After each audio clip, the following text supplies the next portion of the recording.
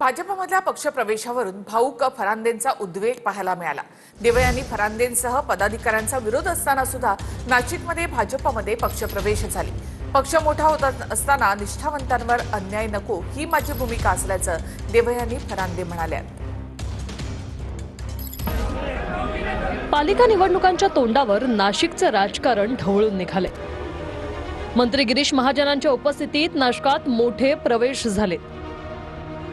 काही नेत्यांच्या पक्षप्रवेशाला भाजप आमदार देवयानी फरांदे यांनी विरोध केला होता।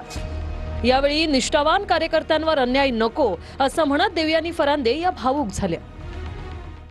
मी एक अतिशय सामान्य कार्यकर्ती आहे आणि माझ्या डोळ्यासमोर जर कार्यकर्त्यांना बळी दिला जात असेल तर हे काही बरोबर मला वाटलं नाही।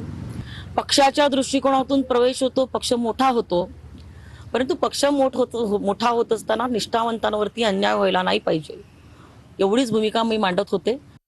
दरम्यान तिकिटासाठी काही दलालांनी स्वार्थाचं राजकारण केल्याचं फरांदेंनी म्हटलंय। काही दलाल आणि ज्यांचा काही स्वार्थ की आपल्याच घरात काही तिकीट मिळावी या स्वार्थातून या सगळ्या विषयाचं राजकारण झालेलं आहे। मला कोणी कोंडीत पकडत असेल, ज्यांना पकडायचं असेल त्यांनी मला जरूर पकडावं, मी त्याला कशालाही घाबरत नाही।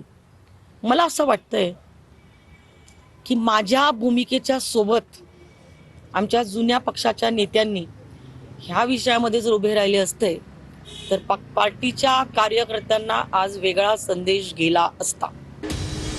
मंत्री गिरीश महाजनांना चुकीचं ब्रीफिंग केलं असून त्यांच्यावर माझी नाराजी नसल्याचंही देवयानी फरांदेंनी म्हटलंय।